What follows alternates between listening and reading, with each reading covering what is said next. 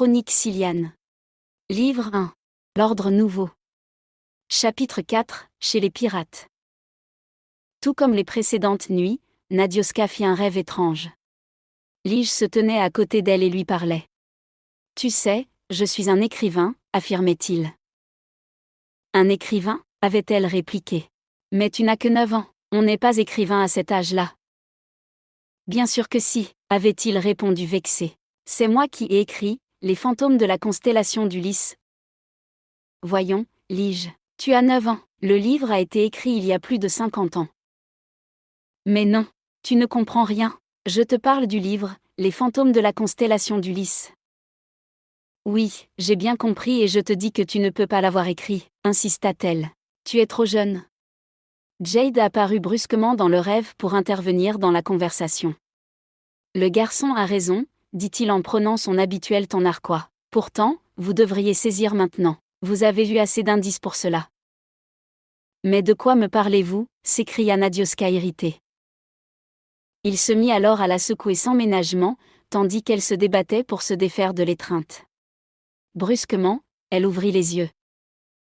Nadioska, levez-vous, vite. Il s'agissait de Jade. Il se tenait debout à côté du lit et la secouait très légèrement par les épaules. De fines raies de lumière filtraient sous les fenêtres. « Mais quelle heure est-il ? Demanda la jeune femme encore endormie.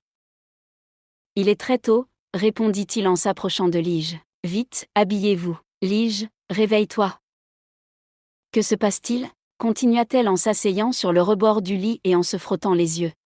« L'APC a envoyé une navette. Ils vont atterrir d'ici une demi-heure maximum. Vous devrez être parti avant. Dépêchez-vous. » Toujours avec la tête dans le coton, elle se leva, sous la pression de Jade, s'habilla en se trompant à plusieurs reprises dans le sens de ses vêtements. Quant à Jade, il aidait Lige à se préparer.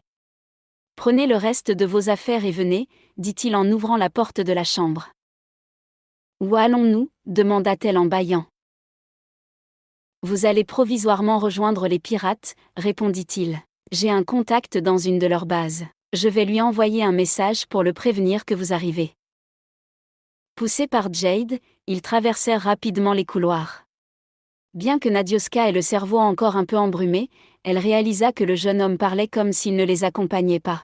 « Mais dites-moi, est-ce que je dois comprendre que vous restez ici ? » lui demanda-t-elle.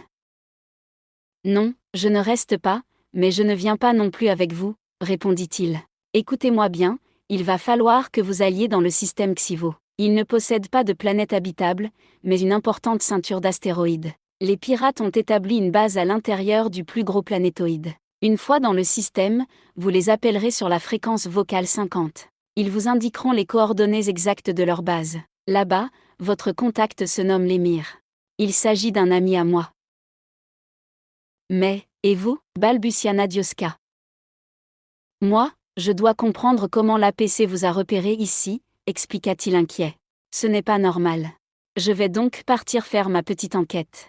Dès que j'en saurai plus, je vous rejoindrai. » Ils étaient arrivés en bas du grand escalier où Nétias les attendait.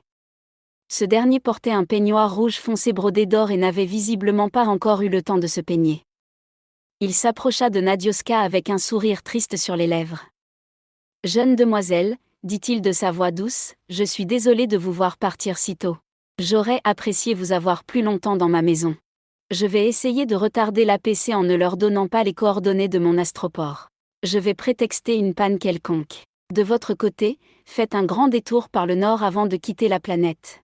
Il ne faut pas que vous les croisiez. »« D'accord, » répondit-elle d'une voix peu assurée.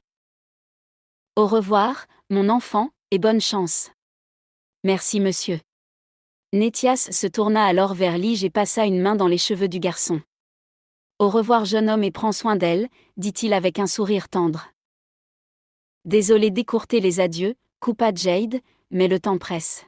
Venez tous les deux. » Il accompagna Nadioska et Lige jusqu'au Vinestan, tout en continuant à fournir des conseils en chemin. « Nad, si jamais il m'arrive quelque chose, je vais donner la consigne à des amis à moi pour vous retrouver. Ils s'appellent Ilan et Iridris. Ils ont le même âge que moi. Ilan a à peu près ma taille, les cheveux blancs coupés au carré avec une frange sur le front et il a l'habitude de se maquiller. Il va vous sembler un peu étrange, vous verrez, mais j'ai confiance en lui, il s'agit de mon meilleur ami. Iridris est une femme aux cheveux noirs très courts, un peu plus grande que vous et qui parle assez peu. S'ils viennent vous chercher, ils seront ensemble. Si d'autres personnes vous racontent qu'ils viennent de ma part, ne les croyez pas. Ne vous fiez à aucun étranger. Faites également attention aux pirates. Seul l'émir est digne de confiance. Ne dites pas qui vous êtes aux personnes que vous allez rencontrer là-bas. Si on vous pose des questions, expliquez que vous voulez rejoindre la confrérie. L'émir couvrira votre histoire si besoin. Bien, mais balbutia Nadioska. Bonne chance, coupa Jade. Faites attention à vous. Il la prit par les épaules et lui donna un léger baiser sur la joue. La jeune femme en fut très surprise, mais elle le laissa faire sans protester. Elle sentit son cœur battre un peu plus vite et se fustigea intérieurement pour cette réaction involontaire si stupide. Allez-y, continua Jade. Le temps presse. Nadioska ouvrit le sas du Vinestan, Lige et elle entrèrent dans le cargo. Elle avait un léger pincement au cœur, mais elle se força à ne pas regarder en arrière. En traînant les pieds, elle se dirigea vers le cockpit, puis s'installa pour prendre les commandes. Vin, nous décollons, dit-elle. Calcule les coordonnées vers le système Xivo. Le système qui porte ce nom ne présente aucune planète habitable, répondit l'ordinateur de bord. Souhaitez-vous réellement vous rendre là-bas? Oui, Vin, affirma-t-elle. Il ne s'agit pas d'une erreur. Je commence mes calculs. La jeune femme suivit les conseils de Nétias et se dirigea vers le nord tout en restant dans l'atmosphère de la planète. Arrivée au pôle, elle prit de l'altitude et sortit de l'orbite. Vin avait terminé ses calculs depuis de très longues minutes et ils effectuèrent le saut sans avoir été repérés par l'APC. Vin, combien de temps avant d'atteindre la destination? Demanda Nadioska.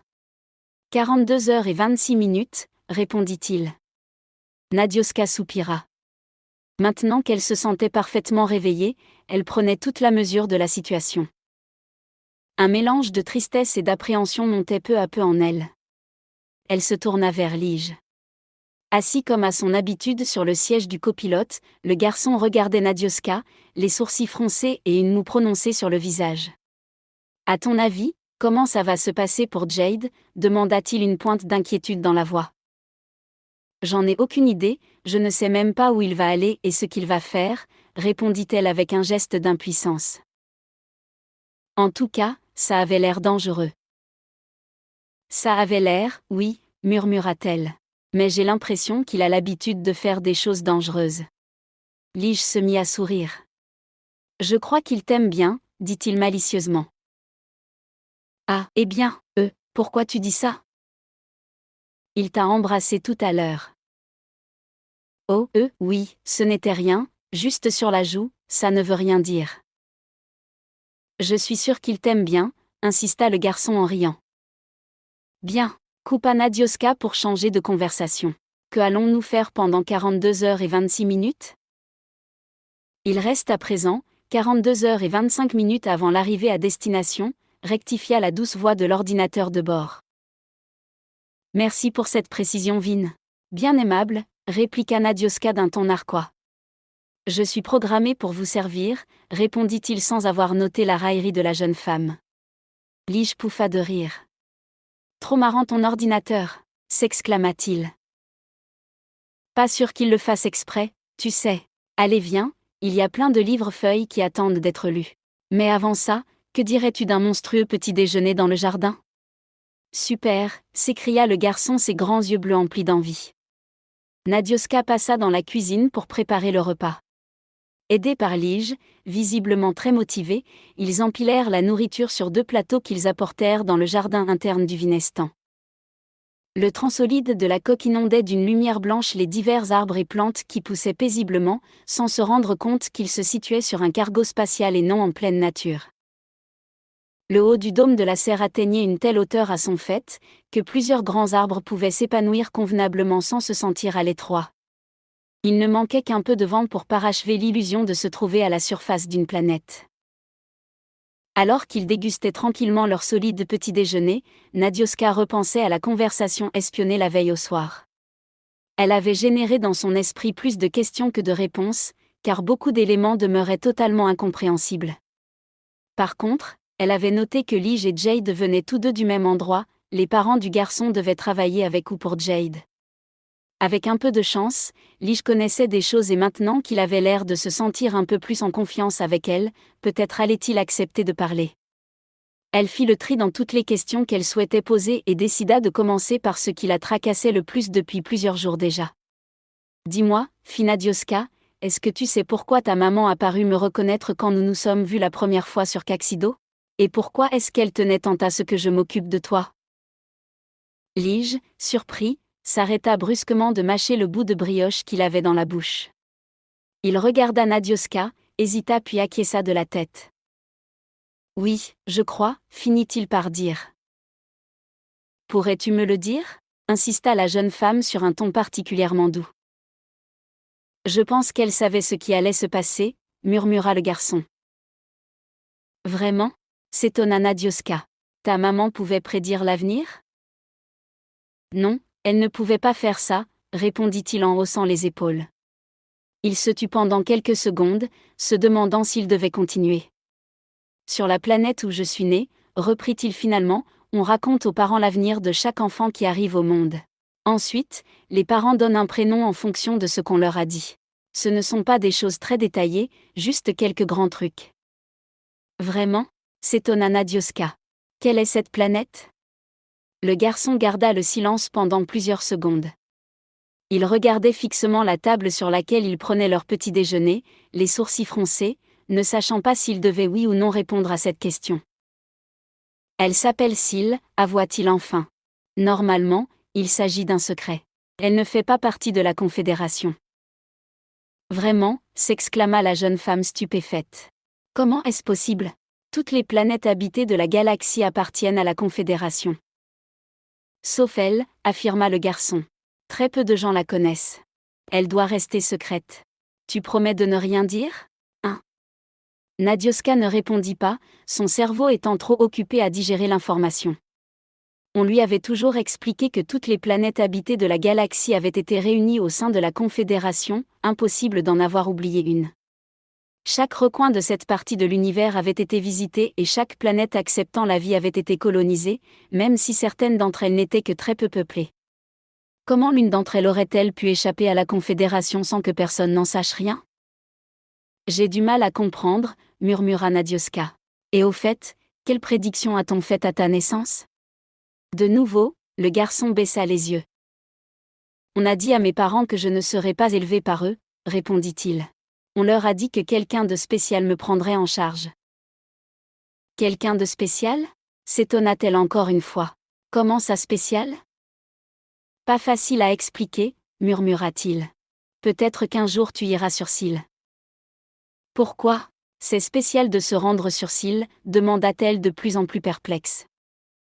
Ce n'est pas possible pour quelqu'un qui n'est pas Sylian, affirma Lige. S'il est caché, personne de la Confédération ne peut la voir. Les scanners ne la détectent pas. Elle n'est même pas marquée sur l'astrocarte de la galaxie. Nadioska poussa un grand soupir. Elle ferma les yeux pendant plusieurs secondes, espérant que cela l'aide à réfléchir. Donc, pour résumer, il existait une planète cachée ne faisant pas partie de la Confédération, totalement inconnue d'elle et abritant une autre civilisation humaine. Et Jade, reprit-elle brusquement. Il vient de la même planète que toi, non ?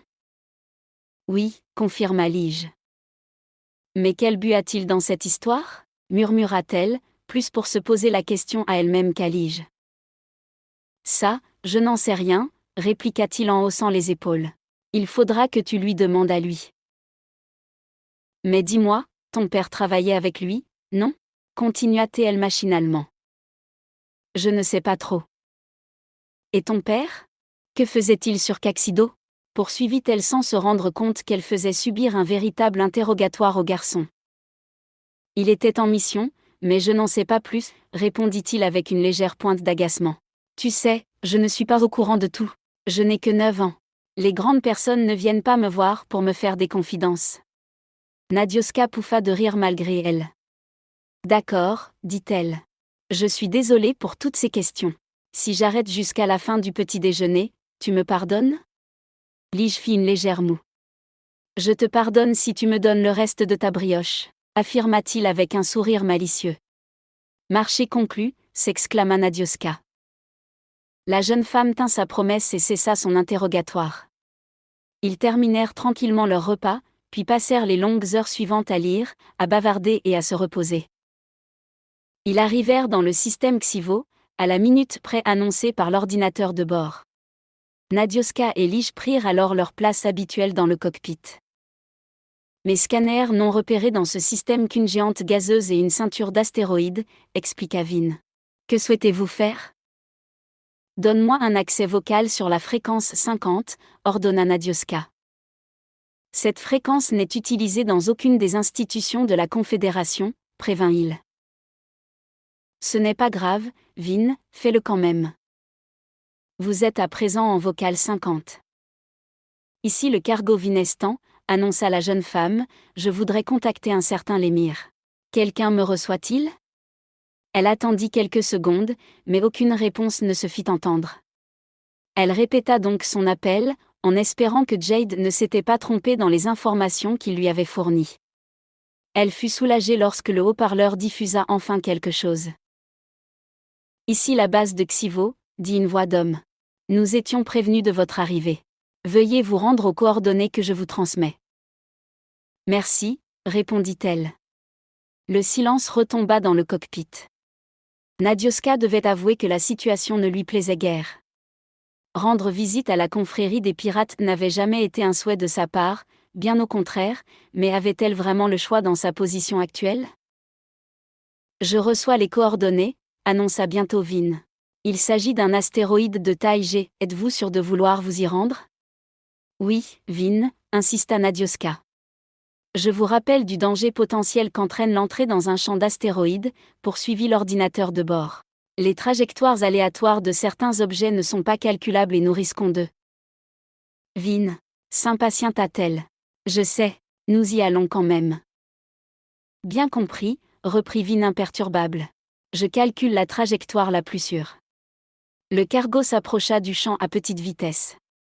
Nadioska et Lige regardaient anxieusement à travers la vitre du cockpit.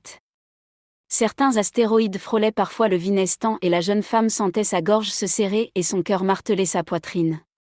Lige, agrippée aux accoudoirs du siège de copilote, n'en menait pas plus large. Il fallut plus d'1 heure de navigation délicate et à très basse vélocité pour bientôt apercevoir le planétoïde qui servait de base aux pirates du secteur. Un trou de plus d'1 centaine de mètres de diamètre avait été creusé au sein de la roche et une lumière diffuse s'en échappait. Sur la fréquence 50, la voix de l'homme se fit de nouveau entendre pour fournir les instructions finales de l'approche. Le Vinestan pénétra dans le planétoïde par l'orifice béant et longea un couloir circulaire, une sorte de tunnel taillé à même la pierre et qui ressemblait vaguement à ce qu'aurait pu faire un ver de terre gigantesque. Tout au bout, Nadioska et Lige pouvaient voir la source de la lumière devenir plus importante. Le cargo passa lentement au travers d'un champ magnétique à la couleur bleutée, qui empêchait l'air respirable de s'enfuir dans l'espace. Il était utilisé depuis de nombreuses années sur les grands vaisseaux de guerre qui transportaient les chasseurs de combat. Afin que ces derniers décollent au plus vite, les ponts d'envol n'étaient pas fermés, mais l'air restait confiné à l'intérieur grâce à ce champ magnétique. Le Vinestan arriva bientôt dans une immense cave circulaire qui servait de hangar pour les pirates. Plusieurs cargos attendaient là et le Vinestan se posa doucement non loin d'eux. Au moment où Nadioska et Lige sortaient, un des sas situés sur la paroi rocheuse de la cave hangar s'ouvrit. Un homme relativement petit et au visage de fouine s'approcha. Il observa la jeune femme de la tête aux pieds, ce qui eut pour effet de la mettre très mal à l'aise. « Nadioska !» s'exclama-t-il avec une voix nasillarde très désagréable. « Jade vous a bien décrit. Une jolie rousse avec des taches de rousseur plein les joues. Tout à fait vous. » « Il vous a dit ça ?» répliqua-t-elle étonnée. « Je m'appelle Lémir, se présenta l'homme, votre contact parmi les pirates. Ici, je vous conseille de ne pas crier qui vous êtes sur les toits. Certains n'hésiteraient pas à vous dénoncer s'il y a moyen de trouver un compromis avec l'APC. Vous savez, certains se retrouvent ici parce qu'ils n'ont pas vraiment le choix. Ces gens-là aimeraient bien rentrer dans la légalité. Et il arrive que parfois l'APC devient très arrangeant, quand ça vaut le coup. » « Ah, je vois, murmura-t-elle pas très rassurée. Si on vous interroge, vous n'avez qu'à expliquer que vous me connaissez. Disons que je peux passer pour un ami de votre père, et que vous m'avez contacté pour entrer dans la confrérie, et disons que le jeune garçon est votre petit frère. Bien d'accord, fit-elle résignée. Tant qu'à faire, continua l'émir, évitez aussi de parler de Jade. Pourquoi demanda Nadioska intriguée. Ce garçon vaut de l'or pour l'APC, répondit l'émir avec un sourire en coin. Vous n'imaginez pas ce que les autorités policières pourraient faire pour le capturer.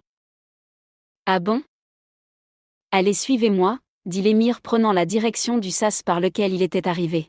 Comme vous allez passer quelque temps chez nous, je vais vous montrer le complexe. Ils empruntèrent le sas et pénétrèrent dans un couloir circulaire.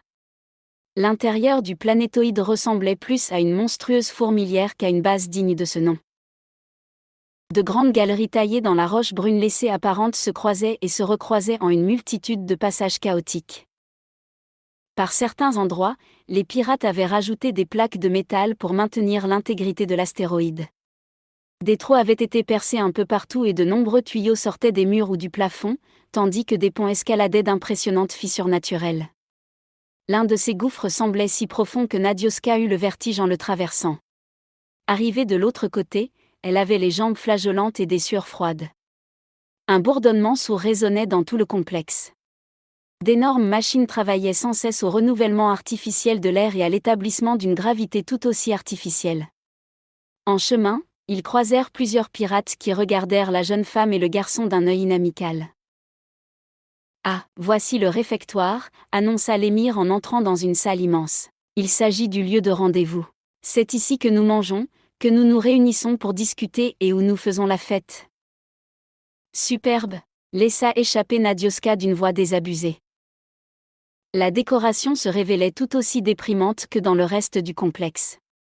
On pouvait voir la roche à nu, les tuyaux et les plaques de métal partout. Difficile d'imaginer que l'endroit puisse devenir festif à un moment donné, malgré la bonne centaine de tables en bois disposées dans le réfectoire en un désordre total et certainement non voulu. Depuis cette grande salle, plusieurs couloirs partaient pour rejoindre les autres sections de la base. En vrac et situé en périphérie, plusieurs aménagements permettaient de se faire à manger ou bien de boire. La jeune femme nota machinalement qu'il y avait beaucoup plus de bouteilles d'alcool que de réserves de nourriture. Une poignée de pirates, certains mangeant, certains un verre à la main, discutaient et s'esclaffaient d'un rire gras qui résonnait sous la voûte rocheuse. Superbe, répéta Nadioska. L'émir ignora sa réplique et l'invita à s'installer à une table. Il prit 3 chopes qui traînaient sur un bar non loin, et s'assit à son tour. « Désolé, mon garçon, dit-il à l'intention de Lige, mais il s'agit de la boisson la moins forte de l'endroit. Il va falloir que tu fasses avec. » Lige interrogea Nadioska du regard, mais elle lui répondit par un haussement d'épaule impuissant. « Alors, expliquez-moi tout, dit l'émir en se penchant en avant sur sa bière. Il plissait les yeux en fixant la jeune femme comme s'il attendait qu'elle lui raconte une histoire particulièrement salace. En l'observant bien, Nadioska l'imaginait en train de baver à l'écoute d'une telle histoire. Elle essaya de chasser cette image de sa tête, mais elle ne put s'empêcher de continuer à trouver le personnage répugnant. « Que voulez-vous que je vous dise exactement » demanda-t-elle sèchement. « Tout, s'exclama l'émir. « Comment vous avez quitté Caxido? Et c'était comment là-bas? Et puis sur Befsal? Il paraît que vous avez feinté une navette de l'APC? Jade vous a dit ça? Oh, non. Il ne m'a presque rien dit sur vous. Juste qu'il fallait que je fasse attention à sa petite protégée, et qu'elle était recherchée par l'APC, et qu'il ne fallait pas qu'il lui arrive quelque chose. Non, il ne m'a rien expliqué. Mais j'ai des yeux et des oreilles, petite demoiselle. Comme tout le monde, je me connecte au RIC pour m'informer, et votre cargo est signalé. Vous êtes officiellement déclarée suspecte pour l'attentat de Caxido. Votre fuite de Befsal n'a pas plu aux autorités. Oh, non. Ils n'aiment pas qu'on leur échappe. Votre signalement et celui de votre cargo sont maintenant diffusés sur le RIC. Génial, s'exclama-t-elle. Il ne manquait plus que ça. L'homme ricana. Fallait peut-être s'y attendre, non, dit-il avec un sourire en coin. On ne défie pas l'APC comme ça. Alors, vous allez rejoindre les pirates? Non merci, répondit-elle en regardant autour d'elle d'un air dégoûté. Pas trop mon truc ce genre d'endroit. Oh, faut pas se fier aux apparences, petite demoiselle, s'écria l'émir visiblement vexé, comme si la jeune femme venait de critiquer la décoration de sa propre maison. La confrérie a des moyens pécuniaires non négligeables. Seulement, elle préfère le dépenser dans des choses utiles. Ici, c'est une cache, pas un palace pour y passer des vacances de luxe. Peut-être, mais je n'ai pas envie de vivre comme ça. Ah oui, dit l'émir en ricanant. Et vous allez vivre comment maintenant ? Vous allez continuer votre métier comme si de rien n'était ? Je vais vous apprendre un truc, ma belle. Même si par miracle vous trouvez un arrangement avec l'APC, vous aurez quand même l'ordre sur le dos. L'ordre ? S'étonna-t-elle. C'est quoi ? Vous ne connaissez pas l'ordre ? S'esclaffa-t-il. Jade ne vous a rien expliqué ? Non, absolument rien. L'homme éclata d'un rire tonitruant qui résonna dans tout le réfectoire.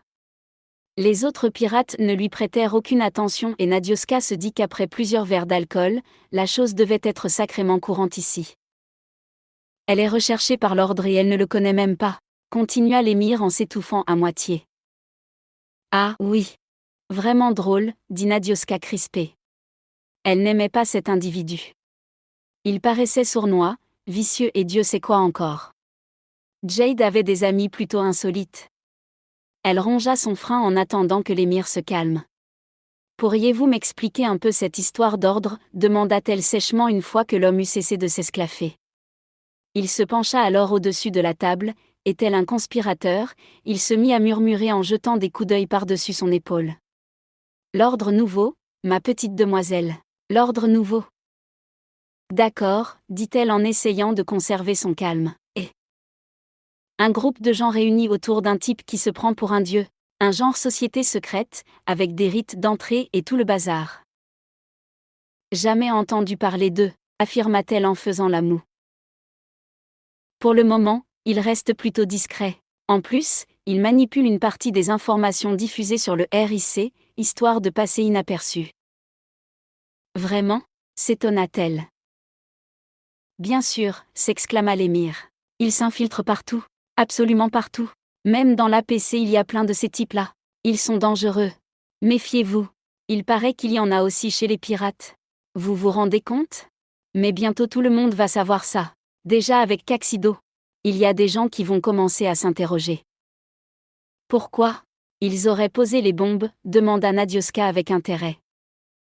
Bien sûr, s'écria l'émir comme si la chose était d'une totale évidence. Ils veulent prendre le contrôle des gros conglomérats. Et comment avez-vous appris tout ça ? Comme je vous le disais, ma belle. J'ai des yeux et des oreilles, et je sais m'en servir. Vous travaillez pour Jade. Il ne s'agissait pas d'une question, mais d'une affirmation. La chose l'avait frappé comme ça. C'était apparu, tout à coup, comme une évidence. Oh, n'exagérons pas, reprit l'homme avec un sourire mielleux. Disons que nous échangeons quelques informations de temps à autre. Enfin, je lui fournis des informations et il me fournit ce que je lui demande, en toute amitié. Bien sûr, répondit-elle d'un air narquois. Exactement ce que je voulais dire. Et vous n'êtes pas si bête que ça, ma petite, dit-il en la pointant du doigt. Je dois vraiment prendre ça comme un compliment, répliqua-t-elle vexée. Parce que je vous signale que ça sous-entend qu'avant vous pensiez que j'étais stupide. L'individu repartit dans une crise de rire monumentale. Nadioska leva les yeux au plafond en soupirant bruyamment. C'est pas vrai, murmura-t-elle dépitée. De nouveau, elle attendit avec une légère impatience que l'homme retrouve quelque peu ses esprits. Pourriez-vous nous raccompagner vers mon cargo ? Demanda-t-elle d'un ton sec. Pour le moment, je préférerais y rester. Oh non, ma petite, répondit l'émir. Pas encore. Je dois vous présenter au responsable local de la confrérie. Si je ne le fais pas, je vais avoir de sérieux ennuis. On n'atterrit pas comme on veut sur une base pirate. Faut rendre des comptes. Ah, et quand est-ce qu'on peut le voir, ce responsable ? Il devrait arriver dans pas longtemps, répondit-il en jetant un coup d'œil autour de lui. Il vient dans le réfectoire tous les jours pour parler avec les gens. Il s'agit d'une organisation très démocratique, vous savez. Chacun a le droit de dire ce qu'il pense. Ah ouais, et ceux qui ne sont pas d'accord avec la politique de la confrérie, demanda-t-elle intriguée. Eh bien, ils peuvent partir. On n'oblige personne à venir ou à rester. Mais ceux qui s'en vont connaissent les localisations des bases. Vous n'avez pas peur des trahisons ? Insista-t-elle. Disons que ceux qui quittent notre organisation ont tendance à oublier certaines choses, répondit-il en hésitant fortement sur les mots à employer. C'est-à-dire ? Ils perdent un peu la mémoire, avoua-t-il à regret. Ah oui, en d'autres mots, on leur fait une espèce de lavage de cerveau. Oh, c'est beaucoup dire, s'exclama l'émir faussement outré. Faut pas exagérer non plus. Enfin, c'est quand même l'idée, insista Nadioska. Oui, plus ou moins, répondit l'homme du bout des lèvres. Superbe, s'écria-t-elle. J'apprécie de plus en plus votre organisation. Il faut ce qu'il faut. La confrérie existe depuis maintenant des centaines d'années et malgré l'APC, elle tient bon. Faut s'en donner les moyens. Un silence un peu lourd s'établit pendant plusieurs longues minutes, tandis que l'émir plongeait le nez dans sa chope et que Nadioska soupirait, les yeux dans le vide, en se jurant que jamais au grand jamais elle ne deviendrait pirate. Finalement, au bout d'un certain temps, l'attention de l'émir fut attirée vers l'un des couloirs. « Ah, le voici, dit-il. Attendez ici. Je vais lui parler. » Il se leva et se dirigea vers un homme qui venait d'entrer dans le réfectoire. Grand et maigre, il possédait aussi un visage sévère. En l'observant, Nadioska trouva qu'il avait quelques ressemblances avec certains oiseaux de proie, sans doute à cause de son nez. L'individu adressa la parole à plusieurs pirates attablés, il avait avec eux une attitude bienveillante, tel un père protégeant ses enfants. Il donna quelques tapes amicales dans le dos de l'un d'entre eux, puis continua d'avancer dans le réfectoire. L'émir s'approcha et se courba légèrement devant lui. On aurait dit un domestique servile, prêt à tout pour plaire à son maître et monter dans l'échelle sociale. Décidément, elle n'aimait pas cet individu. Comment se faisait-il que Jade le considérait comme un ami ? Il lui fournissait des informations utiles, vu que le type semblait agir comme une vraie fouine, mais de là à le considérer comme un ami, il y avait une sacrée marge. L'émir pointa Nadioska du doigt et l'homme au visage d'oiseau de proie acquiesça d'un léger signe de tête. Ils s'avancèrent tous les deux vers la jeune femme. Elle décida qu'il vaudrait mieux jouer le jeu et prouver qu'elle se trouvait prête à se montrer arrangeante avec le dirigeant de l'endroit. Elle se leva donc pour saluer. « Puis-je vous présenter une nouvelle recrue, monsieur ?» dit l'émir d'une voix si mielleuse que Nadioska ne put s'empêcher de faire une moue de dégoût. « Bien sûr l'émir, » fit l'homme tandis qu'un léger sourire apparaissait sur son visage. « Linel, la fille d'un de mes plus chers amis. Une excellente pilote. »« Ah, oui, je vois, » dit-il en observant la jeune femme d'un air redevenu sévère. « Dis-moi l'émir, me prendrais-tu pour un idiot ? » « Oh non, monsieur, » répondit le pirate avec précipitation. « Tu crois franchement que je ne suis pas au courant des cargos qui atterrissent sur ma base ? Je sais qui est cette femme, et elle n'est pas spécialement la bienvenue ici. » « Mais, monsieur, » balbutia l'émir. « Qu'elle soit recherchée par l'APC, passe encore, » continua l'homme en ignorant l'émir. « Nous le sommes tous ici. Mais il y a plus que cela. » Il toisa longuement Nadioska qui préférait dans l'immédiat ne pas dire un mot. Un silence oppressant s'établit, pendant lequel Nadioska sentit une peur sourde monter en elle. Elle avait l'impression qu'un poids pesait sur sa poitrine et qu'elle avait de plus en plus de mal à respirer. Finalement, il reprit la parole. « Elle a l'autorisation de rester pour le moment. Mais si j'entends la moindre rumeur selon laquelle on la recherche chez nous, elle devra partir immédiatement. »« Oui, monsieur, » dit l'émir avec soulagement. Après un dernier coup d'œil, l'homme s'éloigna pour rejoindre un autre groupe de pirates attablés. « Sympa votre patron, » murmura Nadioska. « Oh, vous ne l'avez pas vu sous son meilleur jour. Il s'agit de quelqu'un de juste, vous savez. Il fait beaucoup pour la confrérie et il a énormément de responsabilités. Vous rendez-vous compte qu'il doit veiller à ce que tout se passe bien ici ? La vie des pirates du secteur se trouve entre ses mains. Si un jour vous avez ce genre de responsabilité, vous pourrez vous permettre de le juger. » Nadioska eut un sursaut d'étonnement. Tout à coup, l'émir lui apparaissait de façon différente. Peut-être que finalement il cachait bien son jeu. Peut-être qu'il était bien plus intelligent qu'il se donnait la peine de le paraître. Peut-être que Jade avait raison de le considérer comme un ami. L'occasion semblait trop belle pour apprendre des choses sur Jade. Elle se rassit à la table et trempa ses lèvres dans la boisson alcoolisée, mais sans en boire une seule goutte. Elle n'aimait pas trop l'alcool et d'ailleurs elle le supportait assez mal. D'un autre côté, boire un verre avec un pirate permettrait sûrement de le mettre à l'aise plus facilement. Parlez-moi un peu de Jade, dit-elle en adoptant à son tour un ton doucereux.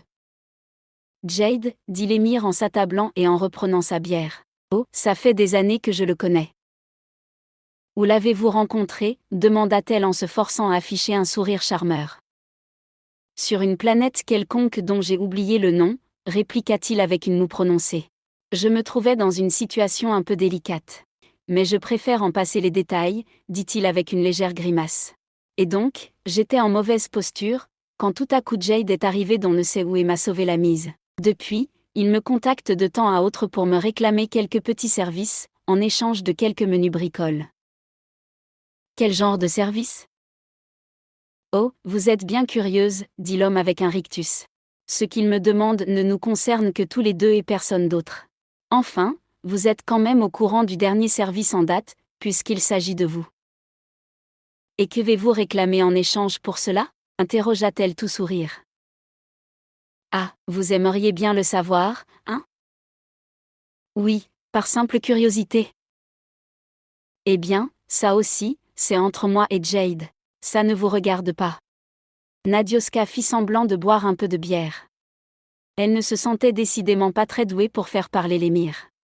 Elle pensait pourtant que ça allait être facile, mais c'est vrai qu'elle n'avait jamais essayé de soutirer d'informations à quelqu'un. Vous connaissez les amis de Jade, reprit-elle en espérant plus de succès. Non, répondit-il en haussant les épaules. Il ne m'a jamais présenté qui que ce soit. Vous savez, il vit sa vie et moi la mienne. D'ailleurs, pour être honnête, je préfère en connaître le moins possible sur lui. Pourquoi donc ? S'étonna-t-elle. Parce que vu le genre de choses qu'il fait, mieux vaut rester en dehors. Je ne sais pas quel est son but et pour qui il travaille, mais croyez-moi, ne vous en mêlez pas. L'homme baissa soudainement la voix et se pencha au-dessus de la table. Avez-vous entendu parler des fantômes ?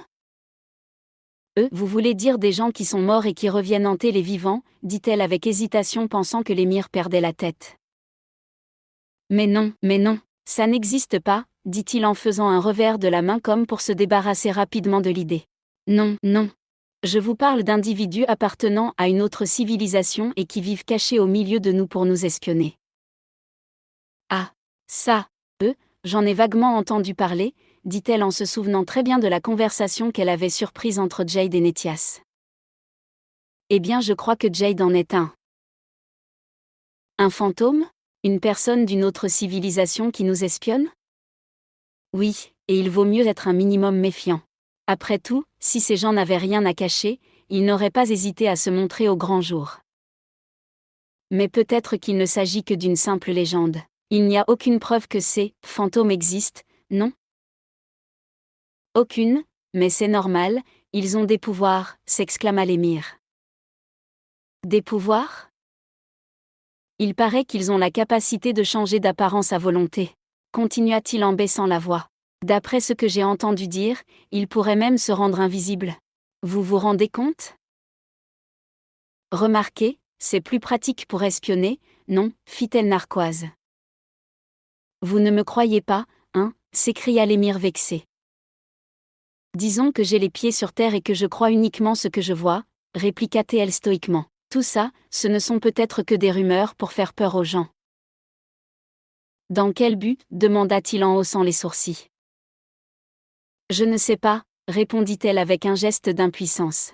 Peut-être que ça arrange l'APC, ou bien il s'agit d'histoires inventées par cet ordre nouveau. Ces histoires, comme vous dites, existent depuis des centaines d'années. Alors que l'ordre nouveau a été créé il y a environ 15 ans. Non, croyez-moi, ces fantômes existent. D'ailleurs, vous pourriez bien en être une. Dans ce cas, je ne me trouverai pas ici, répondit-elle avec un haussement d'épaules. Je me serais tout simplement rendue invisible pour me cacher. L'homme se mit à rire de nouveau, mais plus discrètement cette fois. En tout cas, reprit Nadioska décidant de ne pas lâcher l'affaire si facilement, qu'est-ce qui vous fait croire que Jade est un fantôme ? Oh, des petits détails que j'ai notés ça et là, dit l'émir sur un ton vague. Et malgré votre méfiance, vous continuez à travailler pour lui? Je ne travaille pas pour lui, je lui rends des services. Et oui, je continue, car je préfère être avec lui que contre lui. On ne sait jamais. Un jour ça pourrait me servir. Vous ne perdez pas le nord, s'exclama-t-elle. Jamais, petite demoiselle, répondit-il un sourire en coin. Quand on se trouve dans ma situation, mieux vaut essayer de se faire le plus d'amis possible. Surtout quand ses amis sont puissants. Et Jade est quelqu'un de puissant. Vous l'avez déjà vu se battre? Non, jamais, dit-elle étonnée. Moi si, fit-il en se penchant en avant et en reprenant ses airs conspirateurs. Je l'ai vu terrasser à lui tout seul 5 gars solidement armés, alors que lui-même ne possédait aucune arme. Il s'en est sorti sans une égratignure. Je n'en dirai pas autant des 5 mecs. Ils doivent encore en avoir des séquelles. L'émir se mit à ricaner. Oui, il est très fort, renchérit-il en terminant sa bière. Nadioska, perturbée, ne répondit rien. Elle commençait à avoir beaucoup de mal à supporter cet homme, elle voulait être un peu tranquille et se vider la tête. Elle jeta un coup d'œil à Lige, assis à côté d'elle et resté totalement silencieux depuis qu'ils étaient arrivés. Il affichait une moue désapprobatrice en écoutant la conversation des 2 adultes. J'aimerais bien revenir à mon cargo maintenant, si ça ne vous dérange pas, annonça la jeune femme. L'émir haussa les épaules. Comme vous voulez ma belle. Ils quittèrent le réfectoire et l'homme les conduisit à nouveau à travers le dédale de couloirs souterrains. En chemin, Nadioska se surprit à vouloir que Jade vienne vite les rejoindre. Elle n'aimait pas cet endroit, elle n'aimait pas les pirates et elle n'aimait pas l'émir. Elle désirait partir ailleurs. En outre, elle aurait bien souhaité en apprendre plus sur Jade, sur les fantômes, sur l'ordre nouveau et tout le reste. Quelle frustration d'être ballottée à droite et à gauche sans savoir ce que l'avenir allait lui réserver. Ils passèrent sur le pont qui lui avait précédemment donné le vertige.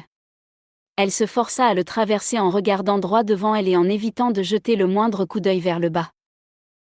Elle avait horreur de ça. Et s'il s'effondrait brusquement? Après tout, il pouvait très bien y avoir un vice caché. Il pouvait suffire qu'il existe un seul endroit plus faible pour que toute la structure s'écroule. On avait déjà vu de telles catastrophes. Mais le pont resta en place. Ils passèrent de l'autre côté sans aucun souci et Nadioska se fustigea intérieurement pour avoir eu des pensées aussi stupides. Alors qu'elle exhalait, malgré elle, un soupir de soulagement, une alarme retentit dans tout le complexe. Elle était affreusement aiguë et assourdissante et Lige se plaqua les mains sur les oreilles en grimaçant de douleur.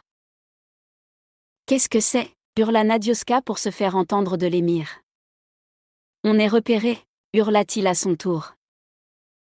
L'APC? Aucune idée. Continuez par ce couloir en face et suivez-le jusqu'au bout.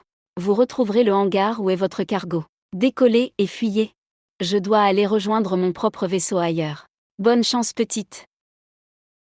L'émir lui fit au revoir de la main et se mit à courir en direction du pont, laissant la jeune femme et le garçon perdus et affolés. La sirène d'alarme continuait à hurler de toute la force de ses haut-parleurs. Nadioska prit le bras de Lige et ils se précipitèrent tous 2 vers le couloir indiqué par l'émir. Ils n'avaient parcouru que quelques mètres lorsque l'astéroïde tout entier trembla de façon préoccupante. Dans le même temps, ils perçurent un bruit sourd qui ressemblait à une explosion. Ils perdirent tous 2 l'équilibre et se retrouvèrent à plat ventre sur le sol rocheux. Derrière eux, un énorme crissement se fit entendre, la jeune femme tourna la tête. Le pont qu'ils avaient traversé, si peu de temps auparavant se pliait de façon inquiétante. Le sol continuait de vibrer comme lors du tremblement de terre de Befsal. Un des pylônes du pont lâcha et toute la structure métallique s'effondra dans le gouffre. Nadioska tenta de se relever, mais une secousse plus puissante la projeta de nouveau à terre. La sirène poursuivait son hurlement, mais elle avait d'étranges ratés comme si l'énergie, qui la faisait fonctionner, lui arrivait par à-coups. Les bruits d'explosion devenaient de plus en plus forts et l'un d'entre eux couvrit l'alarme pendant un instant. Un morceau de roche se détacha d'un mur et vint s'écraser à quelques centimètres de Lige dans un nuage de poussière. Nadioska réussit à se remettre debout avec peine et aida le garçon. Le sol tremblait de plus en plus et la jeune femme dut s'appuyer contre la paroi pour continuer à progresser. « Nad, j'ai peur » hurla Lige. « Moi aussi. Mais on va s'en sortir. Encore un effort, on n'est plus très loin du hangar. Dans un bruit de crissement, une des barres métalliques de la structure de la base se plia au-dessus de sa tête. Elle leva les yeux pour constater que toutes les barres métalliques, qui retenaient en place la roche du plafond, étaient en train de se tordre. Le couloir, dans lequel ils se trouvaient, s'effondrait sur eux. Une forte dose d'adrénaline se répandit dans son sang. Tout en maintenant fermement la main de Lige dans la sienne, elle se mit à progresser plus vite, mais toujours en titubant à moitié, vers le sas qu'elle pouvait apercevoir à une centaine de mètres devant elle. Une pluie de poussière rocheuse tomba sur eux, tandis qu'un nouveau crissement se fit entendre. Elle serra les dents si fort qu'elle en eut mal à la mâchoire. « Non » hurla-t-elle. « Pas ça !» Refusant de baisser les bras, elle continua d'avancer, se battant à chaque pas pour éviter de perdre l'équilibre. Elle se rapprochait du sas qui n'était plus qu'à quelques mètres. Un bruit de craquement se fit entendre au-dessus de sa tête et une douleur aiguë la frappa à la tempe. Tout devint noir devant ses yeux et elle s'écroula au sol. Elle perçut Lige crier derrière elle, avant de sombrer dans l'inconscience. Les sculptures et bas-reliefs dansaient lentement sous les feux rouges des brassereaux. Ils racontaient l'histoire du peuple de la déesse, depuis le début du culte jusqu'à leur bannissement par la Confédération. Les représentations d'hommes et de femmes enchaînés semblaient supplier sans fin qu'on leur octroie à nouveau la liberté. La double porte s'ouvrit et le lieutenant Netona s'avança, dans son armure bleue étincelante. Il n'y avait personne sur le trône. Netona marcha jusqu'au fond de la salle et s'arrêta devant une lourde porte de bois noir. Il frappa quelques coups et attendit patiemment qu'on lui accorde le droit d'entrer. Lorsque la voix de son seigneur se fit entendre, il ouvrit la porte et pénétra dans la pièce. Il s'agissait d'appartements privés que son seigneur ne quittait que pour aller dans la salle du trône ou bien dans son palais sur sa planète natale. Ce dernier terminait d'ajuster son costume et vérifiait, dans une glace, que sa coiffure était parfaite. « C'est fait, seigneur, dit Netona en s'agenouillant. « En êtes-vous sûr, lieutenant » répliqua le noble sur un ton dédaigneux tout en continuant à s'admirer. « Oui, seigneur. L'APC nous a assuré que l'astéroïde était complètement détruit. » « Et vous leur faites confiance ? » ?»« Nous n'avons pas de raison de douter d'eux. »« Lieutenant » hurla-t-il soudainement en détournant son regard de la glace. La femme s'est échappée à plusieurs reprises. Cela n'aurait jamais dû arriver. Je n'aurais pas cru qu'une simple petite marchande vous pose autant de problèmes. Vous êtes à la limite de l'incompétence. Seigneur, murmura Netona d'une voix mal assurée. Elle était aidée. Mais cette fois-ci, nous en sommes sûrs. Elle n'a pas pu avoir survécu. Je l'espère pour vous, répondit le noble sur un ton malveillant. Sinon, je peux vous renvoyer d'où je vous ai sorti. Ne l'oubliez pas, Netona. Vous me devez tout. Oui, Seigneur, je sais.